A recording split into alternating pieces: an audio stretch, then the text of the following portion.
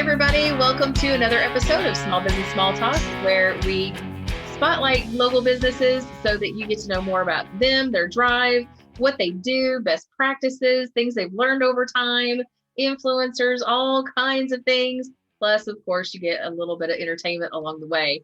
I am your host, Christy Smallwood. I'm the Chief Strategic Guide for Eagle Eye Strategies based in Louisville, Kentucky. This is one of my fun things that I do. I love getting to know those small business owners and people who are in the community doing the work of the actual economy of the U.S. We love small business here, so I'm all about it.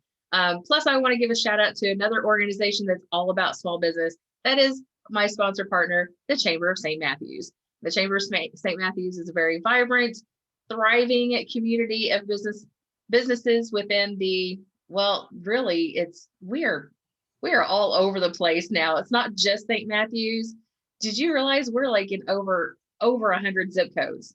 Oh, like yeah, absolutely. Southern Indiana, Kentucky, all of Kentucky. So we welcome everyone in. So if you're not part of your local chamber, we will absolutely welcome you in as another zip code with us as well, because we do a lot of things virtual, which we'll keep once everything goes back to what everybody called normal back in the day.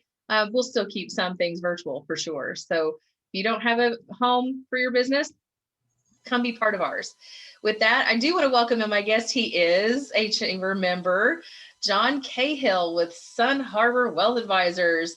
John, you're in one of my networking groups, so I've gotten to know you a little bit over time, and we've had great conversation before on things. And so I know a little bit about your business. What I want you to do is introduce yourself, tell us your backstory and what it is that you do. Okay. Well, I appreciate you having me. We do have a fun little networking group that we're in through the chamber. So I am a certified financial planner and managing partner at Sun Harbor Wealth Advisors. We are an independent advisory firm, and what that basically means, to get rid of all the jargon, is we've kind of cut out the middleman. So I work for a big brokerage firm. We work for our clients, and we partner with a brokerage firm. So we're direct communication and guidance for our clients. Kind of my path here kind of wandered throughout the financial world. So I've always kind of been interested in finance and investing, even since I was like a smaller kid, believe it or not. I used to actually have birthday parties for my pets and ask my parents and siblings to give them money for their birthday, and then I would save it. So that's pretty terrifying, but I did. So in college, I studied finance and management. Like about 50% of the people I went to school with, I originally thought I wanted to go to law school. And you get to college, and you're like, I don't want to be a lawyer. So out of college, I did subprime lending with a Fortune 500 company. It was not the best of career paths, but it was good training. I got to learn how to speak to people on the fly and speak to people on the phone, and kind of worked that system a little bit. But after about 6 months, I really realized I wasn't really helping anybody. I was learning how to sell things, but I wasn't really helping anybody with the services that I provided. So after about 18, well, that was about 2 years, I was recruited away by a large regional bank, worked there for 10 years. The first few as a bank manager. Had a really good regional manager who told me if I ever got burnt out to let her know before I quit. So I was doing investments at that time too, and I was getting burnt out. I just had kids. And so I went to her and I said, I'm burnt out. I can't do this retail banking stuff and do investments at the same time. What do I do? And she was like, well, do you want to do investments full time? I said, yeah. So it was that kind of that easy. So I started only handling financial advising and got rid of kind of the banking responsibilities in 2012. So I've been a licensed investment advisor since 2008, but full-time since 2012. Stayed there for a few more years, got recruited away by a big brokerage firm in 2016. At the same time, one of my colleagues at the bank left as well, and he started Sun Harbor Wealth Advisors. It was the exact same week. It was kind of a coincidence. And when I left, he called me and said, you're going to be with me in 2 years. And I was like, yeah, sure. Okay. And then about every 3 months, he'd call me, and about every 3 months, I'd get closer and closer to wanting to go and be a partner with him. So in November of 2017, I made the leap Joined him. Jim Turk is a partner here at Sun Harbor, and it's been a wild, fun ride ever since. Had a lot of encouragement from my wife to take the risk of going out on your own and being independent. You know, you don't have those fallbacks. You don't have, you know, referral sources that have, you know, that feed you business. You don't have a book of business that you can depend on. You have to kind of build it yourself. But it's been fantastic. I think I kind of wish I would have done it sooner, but I think all the lessons that I learned along the way kind of made the timing perfect. You're absolutely right. There's a lot of business owners I know that have worked a lot of different things over the years until they finally figured out what they wanted to settle in as a business for themselves. But Right. what we forget is that, I mean, even as you were telling your story, I completely forget you had banking as part of your background, but Right. you're bringing everything that you've ever done, all that you've ever been and did into what you're doing now. So Absolutely. all that Yeah. experience is in there.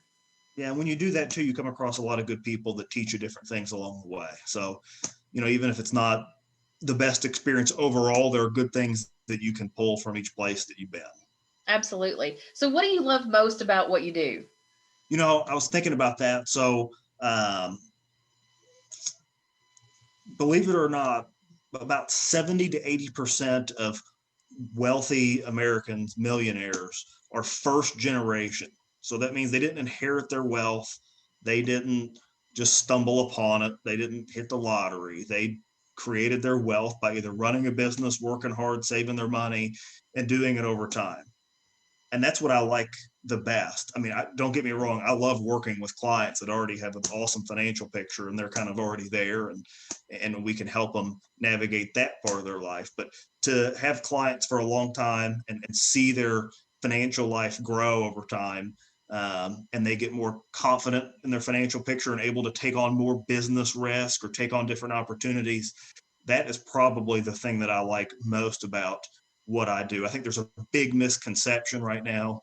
Um, in order to become financially successful, you got to get lucky, or you have to from a inheritance or from something that's out of your control. And there are a lot of things that you can control, and I love helping people kind of get their arms wrapped around that and build their future. So even so, I like hearing that because I've had my own ups and downs in the past, and I know financial stuff is just hard to talk about. It You know, is. especially whenever you're starting with nothing and you want to get to lots. Right. So how do you have that first conversation with somebody who basically just doesn't even know where to start because they don't have anything? They feel like they don't have anything. Well, the first thing that I like doing, I've done this in some presentations I've done in networking groups. I really try to not judge people. I try to listen more than I talk when we first meet. I mean, I ask questions, but um, I actually got an email today, coincidentally, from someone who said, "Hey, I've got a relative that's very young. They don't come from the most financially responsible background, but they've been asking me questions about what I need to do things right. Will you talk to them? They're probably not going to turn into a client for you, that they may or may not, but can you take a few minutes just to teach them a few things?"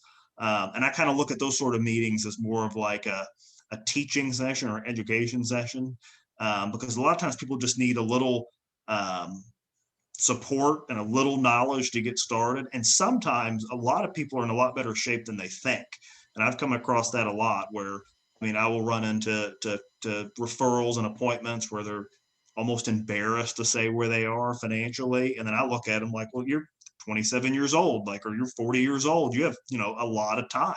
That's another thing I run into as well, is people think that they're too old to make a difference. They've passed their prime earning year. I don't know what it is, Same. but I mean, I I have could be in people that in there. category. I mean, I sit down with folks and like it's like a 50-something year old. I'm like, well, you're still young, and they look at me like I'm crazy. But most people, continue to be productive and work and live life a long time past their 50s. So they look at me like I'm crazy when I say you've got a long time to work on this. And they just need to know that that's the case. They need somebody to tell them, like, okay, um, you've got time to put a plan together. And then with younger folks, it's even more if somebody's looking to get started in their 20s or early 30s, they're doing the right thing already. So the key is to just listen and not be too judgmental. That's one of the reasons why I really like our team and our firm is even if somebody's not a client per se, we don't have, minimum investment levels or anything like that where you can't approach us and ask for help or start a relationship where a lot of places, because just there's not enough time. If you're working for a large firm, you have all these clients to handle, you've got quotas to hit. Are you really going to take 30 minutes or an hour out of your day to talk to you know a 27-year-old that's trying to pay off student debt, and what should they do? uh, we have the time to do that. I mean, we've been incredibly busy recently over the past year with coronavirus, and people want to talk about money and giving advice, but we can generally make time for folks who have questions. And I love that about you because you've even taken a phone call for me, and it wasn't for me. I had a friend, so I'll share this story with everybody. I had a friend who was very particular, and it was almost an emergency for him. I knew it wasn't quite the emergency, but at the same time, he's like, I need to have somebody that gets me before we discuss this. And whenever I Right. say gets me, there was that you need to be okay with his political views. Like he was concerned about the state of the world and how it was affecting his money. And he wanted to make sure he found a right fit for somebody who is willing to take him regardless of his political views. Right. And I'm like, didn't realize there's so much that's wrapped up into our finances about how the world, and we think about it, affects our money. And our money Absolutely. is one of those most sensitive well, I know it is for me. Have you found that it is one of the most sensitive topics to talk about? It is initially, but then once people open up, um, it gets a lot easier. So it's kind of just like ripping off the band-aid and being like, it is what it is. And then people understand that's not all that they are. Um, Oh, your that's a investment great your statement. investment portfolio isn't all that you are. And from a financial planning standpoint, I've talked to people that don't have any investments, but they have a house that's paid for. Well, that's an investment. Or they run a business that generates six-figure income every year. Well, you own that business. That is an asset that you own. So sometimes it just takes people thinking, okay, I do have a start, right? I'm not just because they don't have XYZ doesn't mean that they don't have kind of a foundation to build from.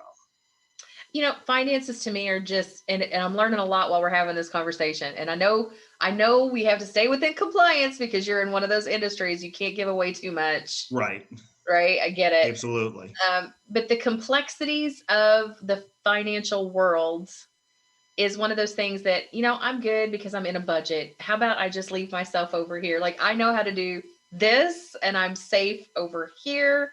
I Right. wouldn't even know all of the thousands of options that are out there of how to make my money work for me instead of me working for it. Because isn't that like the ultimate goal of using somebody Yeah, like you?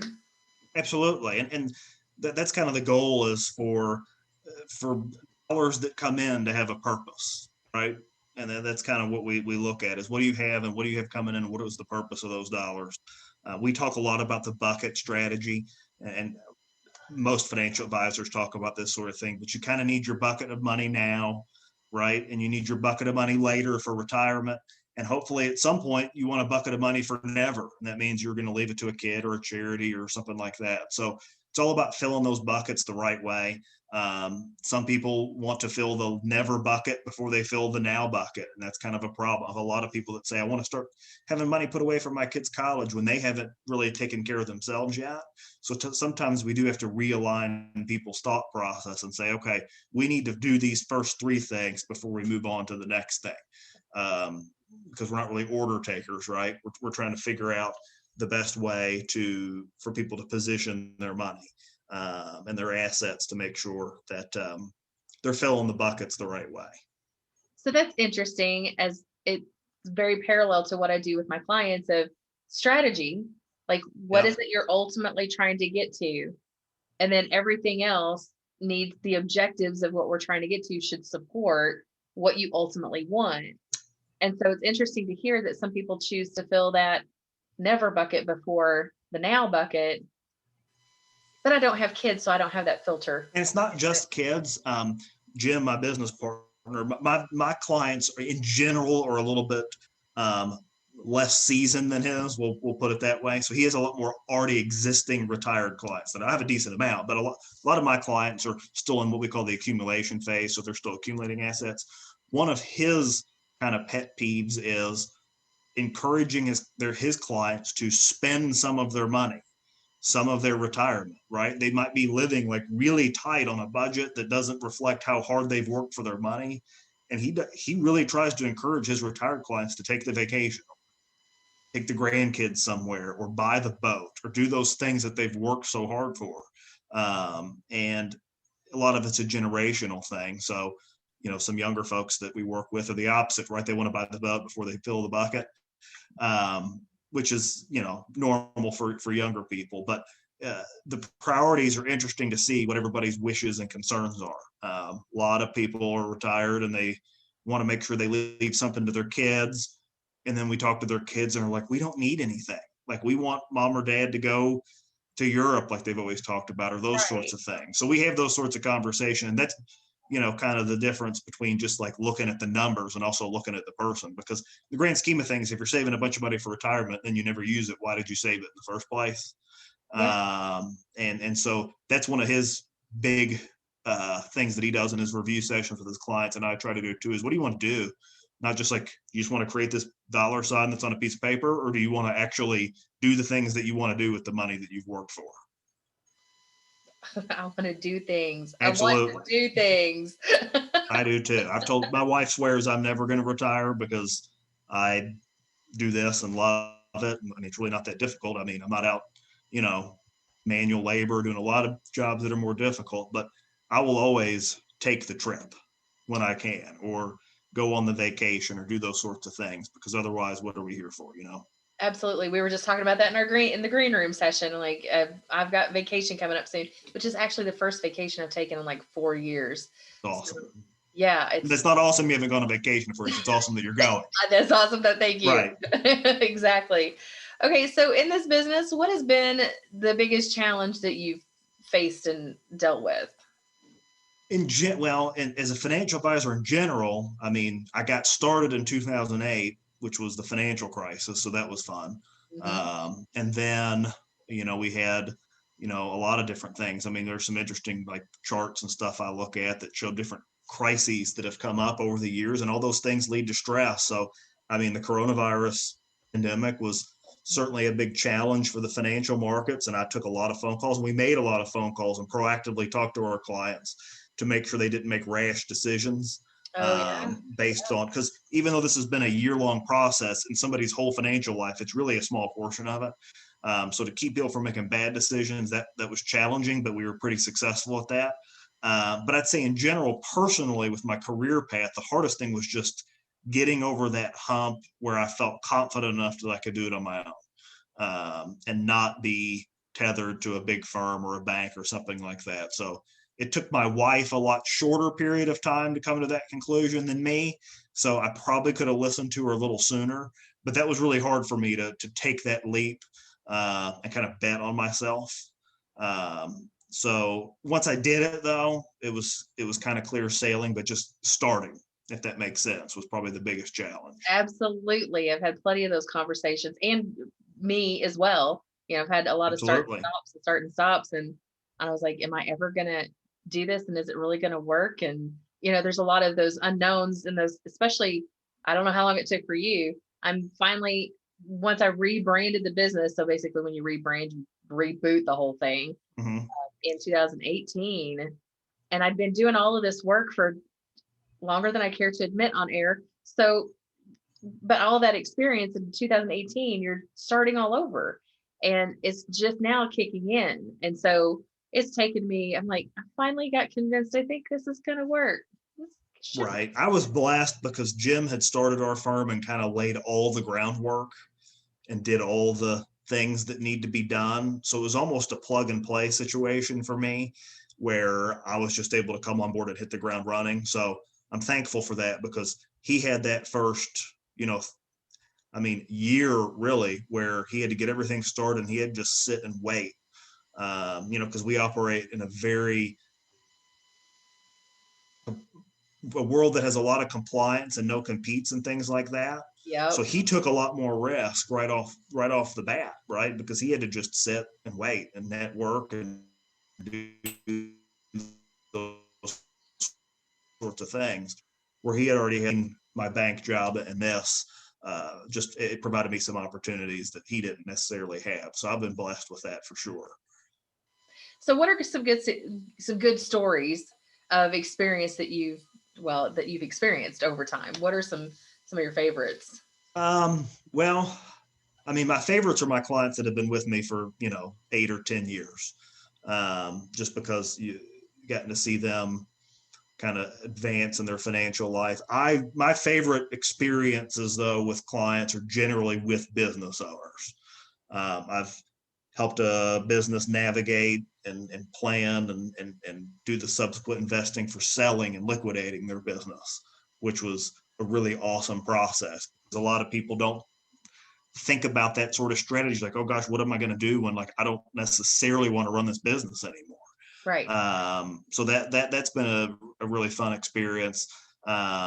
Business owners in general, there's just so much more that we can do for them from a planning standpoint, because they have more complicated tax issues. They have cash flow questions and things they need. They're, 10 times more retirement plan options for a small business owner or a self-employed individual than there are. And as a self-employed individual myself, there's a lot of like value that comes from helping other self-employed people. Like you see that 1099 person or that person that's running their S corp and they're creating jobs and trying to grow their business, and you can appreciate the risks that they've taken, and they want to be good stewards of their income, and they want to hire new people. And those are the best, the most enjoyable interactions that I've had over the past couple of years for sure.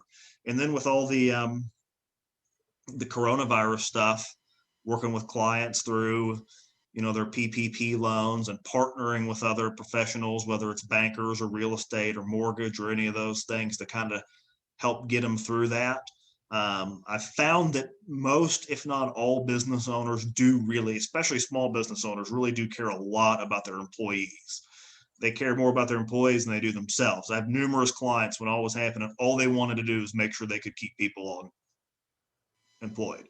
Some of them took pay cuts. I mean, so there's kind of this stigma if you're a business owner, and especially if you're a successful one, that it's all about the money. But for a lot of them, it is about the people that work for them. And that was really awesome to see. And I think it all kind of comes full circle. So some of those businesses are thriving now because they've taken care of their people. So And small businesses, mostly family-owned businesses. yeah. And family-owned business means you work here, your family. Yep. And on the other side of that table, I'm like, that's good and bad, because you get treated like family. That's true. The HR department can be a little different. Yeah. Family-owned business.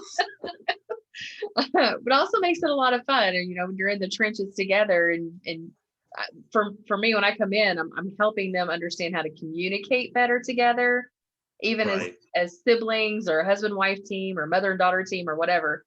Communication goes a long way for everybody else that's not necessarily blood relatives, but they know they're part of the family. So right. Absolutely. Yeah, with all of that.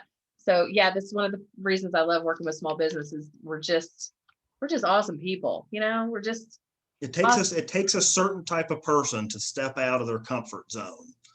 And I wasn't ready. I was super uncomfortable when I did it. It was not my comfort zone at all. I like planned results, right? I like to know that's what I do for a living, right? I That's why to you plan out people's results and remove some uncertainty. So stepping out of the comfort zone, it takes a certain amount of perseverance and a certain amount of confidence to do it. And then, some people don't make it and they try something else and it works then. So just because it doesn't work the first time doesn't mean it won't work the second time. That's right. Or the third time or the fourth time, or how many times it takes. Exactly. So over the course of time, you mentioned even your partner there. Who've been some good influencers for you in your life? So, Jim, of course, I probably should say that because he's my business partner. So, but all of our team here at Sun Harbor has been great. I would say influences as far as like indirectly in my career. My dad was probably my biggest influence growing up, and even as like a younger person and newly married person. Well, let me just say, okay, I'm sorry to interrupt, but I have Yeah, to go back to that whole childhood having birthday parties for your pets just to get money uh-huh, out of the rest of the family. Your dad yes. allowed that. So Well, my that's mom gotta allowed be it. that My awesome. mom allowed it. He was traveling for work a decent amount, so this usually happened when he wasn't there. Um, I still so think it's an now awesome. what I would do with him is he would always sit in his recliner and he would always have loose change and stuff that would fall under the recliner, and I would get that and put it in my piggy bank. That was like the hot spot. That and by the washer and dryer. So That's he was awesome. probably my biggest influence, not from like a career standpoint because we didn't have overlapping careers, but just how to treat people. And that I really feel like that as a business owner, it is a lot more about it depending on the field, but especially in mine, it's more about how you treat people than like the technical aspects of it. So there are people that are fantastic financial advisors out there that could, build awesome portfolios and do all the planning, but they really struggle to communicate well and to, be personable and approachable. So I kind of learned that from him. Everywhere we would go, if I was with him, somebody would know him. It was kind of a running joke in our family. We could be at a football game in Louisiana and somebody'd stop and talk to him. So how to treat people right was probably what I learned most from him. My One of my colleagues at the bank, um, who was kind of my mentor there, kind of got me started in the business. He was also a big influence. And as far as career goes, probably my wife, number one. I would not probably have ever done any of this without her. She also runs the household and takes care of the kids and all that, so I can have a flexible schedule and do all this. So, but without her encouragement, building my confidence in a way, I don't think I would ever have been able to do this. So those would be probably my top three. So in your life, what's the best piece of advice you've received? So that kind of ties into what I was talking about with, treating people right. So when I was about to make the decision whether to do this or not, unfortunately, my dad passed away in 2012, but his best friend for 40 or 50 years was my godfather. And I went to talk to him about it, and I was like, so like, this is a big risk. What would my dad have said, or what do you think? Because I respect you like I respected him. And he was all for it. And he said, John, if you worry about your clients, if you worry about the money, you'll always worry about it. If you worry about your clients, you will never worry about money again. And that was kind of like from a business standpoint. I think I have that on my LinkedIn. If you take care of your clients, you don't have to worry about money, because if you take care of your clients, they're going to take care of you. They're going to send you business. Like we don't advertise, like you don't see Sun Harbor Wealth Advisors on TV. I mean, we're in a few publications and things like that for fun, but we don't really get business from that. That's more of Right. just a brand recognition thing. We get business from our clients and we get business from friends and family. So that was probably the biggest takeaway that I've had as far as business advice goes, is just worry about taking care of your clients, return phone calls, treat them like you would want to be treated as a client and how they want to be treated. That's kind of, you know, more of treat how they want to be treated, because some clients don't want you to bother them very much, right? They want you to be on autopilot. And if they don't want to sit down with you every 3 to 6 months and review everything, but making sure that they're getting what they want. So that's kind of the biggest advice I got from a business standpoint. So what has been some key things, if you look back and you're like, oh my God, I wish I would have known ahead of time. Let's see. I wish I would have known. Like I said, I'm a planner, so I did a lot of thinking and researching and asking questions. And by the time I was ready to go, I was ready to go. Um, I would say the biggest thing I wish I would have known how exponential the growth can be with referrals and things like that, with people referring business. Um, I would have just been a lot less stressed out at the beginning, knowing how that kind of would unfold. I also would have liked to have known, and I kind of had an inkling of it, that people really do want to do business with a quote unquote small business. There are a lot of people out there, when given the choice of doing business with Lowe's or mom and pop hardware store would prefer to go to mom and pop hardware store if they had a choice. And I kind of had a little bit of knowledge of that, but it applies in my business too a lot. There's a lot of people that really want to work with an independent person because they feel like they're on the same side of the table as you, and you're more approachable and those sorts of things too. So, and I also would have liked to have known a lot sooner that people really don't care whether you wear a shirt and tie and suit or not. So when I worked for the bank, it was required. And then I worked for the larger firm. It was not, but most people wore at least a sport coat and jacket. Right. But it was, and I don't think I've worn a suit more than 5 times in the past couple years, and that's been weddings and things like that. So I'm not sure if I can fit into my suit right now, but that would have been another one. And that's an interesting point. I had heard during my corporate days is that you dress one step above the title you're getting ready to meet with. And so that means, Right. my boss had said somebody had told him that, and he's telling me, and I'm like, well, right now I'm the coordinator. So for me to dress one step higher than our president of the board is a little more than my budget can handle. Right. Absolutely. I gotta get from here. It's all about knowing your audience, right? Actually, I was talking to a banker yesterday. We just had a coffee meeting, and he was like, John, he works for a smaller bank. He was like, I do a lot of stuff with agricultural places. And like, if I go up there in a suit and tie, they're going to look right past me like I don't belong. And then my brother works for a large Fortune 500 company, and they went business casual like 2 decades ago, just because they found that people were more comfortable in that setting. So I wish I would have been able to wear polo shirts and khakis every day for the past 15 years. So a lot of dry cleaning bills could have been saved. I just got off another interview for an episode, and we talked about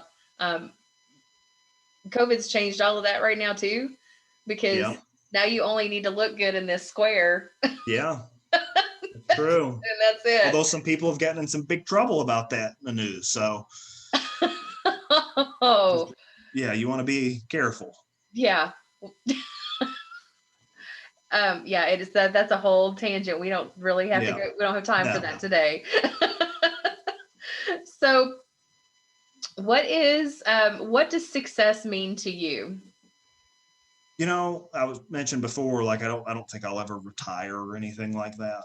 I think long-term kind of success for me is growing my book of business, continuing to do that, but also bringing some people along with us.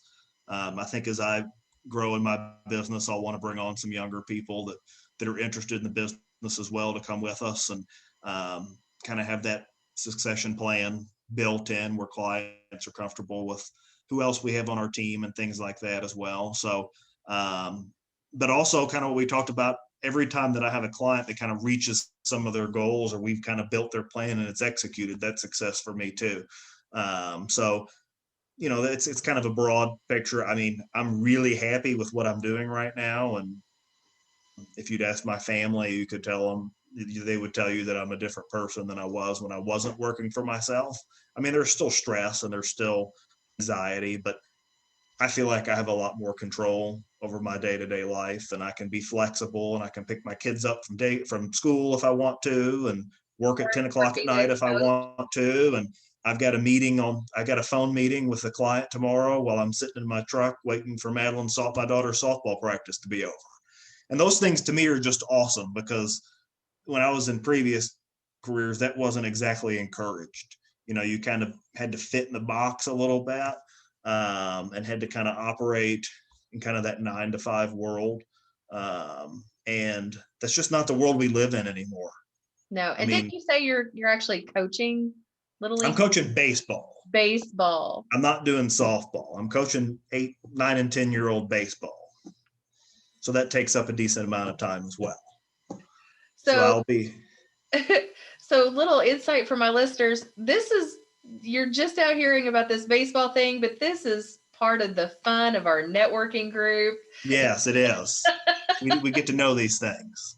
We get to know these things, and not only know these things, but you guys all banter back and forth about sports We during do. that thing. The Well, fun personal background. sometimes you get to see my kids on the Zoom call jumping up, especially when they were on NTI and coming up and saying, "What can you help me with this math fact or all that sort of stuff?" And I'm glad that's somewhat over. Look, Not that's to the new normal. That right there that you just said, that's the new normal. Like we're all expecting it anyway. Just Absolutely. So I'm just happy to be outside when I'm coaching. I'm happy to be outside in the sun, not stuck in my house. It's perfect. absolutely. Okay, so as other business owners are listening out there, what advice would you give them? If they're deciding whether they want to be business owners or not, I would say do your research, and then when you're pretty sure you want to do it, just jump in, right? Go ahead and do it, because if you wait and you'll always find a reason not to. I mean, that's what I kept doing for months before I decided to. I was looking for every reason in the world not to. So you're going to find those reasons not to. Don't let them get in your way. And then, my business is somewhat unique, and that we are kind of limited on what we can do advertising wise. But I would say that just to network as much as possible. Don't say no to coffee with somebody. You never know, who they are, who they know. Um, Especially if you're in Louisville, where we are. I mean, everybody seems to know it's like 2 degrees of separation. If that, So just sometimes, I mean, me personally, like sometimes I'm like, oh, I don't want to do this today. I don't want to do this networking thing. I don't want to take this call with somebody I don't really know that just wants to connect and all those sorts of things. But it seems like as soon as I get to the point where I'm tired of doing that sort of thing, it leads to a big opportunity. So take the phone call, take the coffee meeting, take the Zoom networking call, do all those things, because they'll eventually lead to something. there was a book, and I just pulled it up to make sure I got the author right. Never eat alone. So it's Keith Ferrazzi, and Huh. it's the whole concept and other secrets to success, one relationship at a time. And I'd heard early on, like, you got to eat lunch anyway. You might as well eat with somebody. Right. 6 feet apart with a mask on, but Right nowadays, yes. nowadays. But it's true, like, when you're trying to grow a business, you're always looking for people. I mean, people are customers no matter what business you're in. So, if you say no to it, it might be that one person that knows that client that you've been looking for 5 years. Exactly. And that can be a big opportunity you missed. I always tell people too, never be afraid to talk about, your different ideas or different things that you may be involved with, because you never know that dream that's been marinating on the back of the stove for you. Somebody else may be able to pull that out and make it go fast. Yeah, absolutely. And it had nothing to do with the two careers that are sitting at the table. It's all of, again, back to we're bringing all of us into every moment. And so, back in the day, we did this thing, and I'm like, gosh, this is a great idea. Let's do that thing. And all of a sudden, we now have a new world changing idea out there because of a seemingly random networking conversation. Yeah, absolutely. Yeah. And I would say also too, for like you mentioned with like clients getting started, treat people that get referred to you the same, whether you think in your mind they're going to be like an awesome client or they're not, because you don't want to judge a book by its cover. Even in my business, like some of the referrals and clients I've worked with, I wouldn't have thought coming into the relationship they would end up being such an awesome client. And if I would have not given them the time and attention that maybe I gave somebody else that I kind of already pre-qualified in my mind, then it would have never worked out that well. And I think that can be applicable for all businesses pretty much. Yes, absolutely. Absolutely. Because, we have this, there's usually a rule of thumb that the high maintenance one or the low paying ones. Right. That does tend to happen, but not all the time. Not So all the time. you don't know how, like, I would love to take that just like you do with your business, the low end, like they can only do one specific thing with me and then grow them into my full service offerings because they trusted me and we built their business and helped them grow. And now they can do all of these other things too. And that concept, just like what you do with your people, that concept works with all service businesses. It does. Yep. Mhm. And that's the thing we want to do. You focus on relationships and not tick marks. I guess that's what we used to call it back in the day. It was tick marks or widgets. You focus on the bigger picture, it always seems to work out. Absolutely. So any last words of wisdom for our audience? Um, I would say, financial planning and what we do can apply to your business or your personal finances or pretty much anything. So don't be afraid to sit down and write down your goals and talk to your family and figure out what you want to do, because if you're kind of stuck in any situation, whether it's your career or your finances or whatnot, sometimes it just takes that little conversation where you write a few things down and it can be the start of something big. So that leads me to ask, how do people get in touch with you? So it can email me at john.cahill, Cahill, at lpl.com. Our Facebook page is Sun Harbor Wealth Advisors. So like and follow us on there. I'm on LinkedIn. And my phone number is 502-396-1453. And I do work, I'm available at weird hours. So if you call me at 6:00 at night or 7:00 at night, there's a chance I might answer. It just depends on what I'm doing. Do you guys have a website? We do. It's sunharborwealthadvisors.com. Perfect. Because I'll include that in the description of this episode. So as people are Awesome. looking up, they can just click right through on that. So John, thank you so much for your time today. Thank you for having me. I appreciate it. Yeah, I always enjoy getting to know more about people, and I appreciate, the fact that you're getting outside more and being with the kids. And although don't take calls when you're on the Oh, that's not allowed. No, I'm in the zone then. You're in the zone. Yep. So it's been a pleasure, John. I appreciate it. And we're going to see each other again at networking events anyway. But for maybe in person sometime. You never know. I cannot wait for those days. I know, me too. So, I can't wait. So I digress. Thank you, our audience, who are watching or listening to this episode of Small Business Small Talk. Be sure to tune in again for the next episode, as well as remember, subscribe so you get notified when new ones come out, and share with your friends. Don't keep these guys to yourselves. These are great stories to share with your friends and other people. So with that, I thank you for this episode of Small Business Small Talk. I've been your host, Christy Smallwood. Thanks, guys.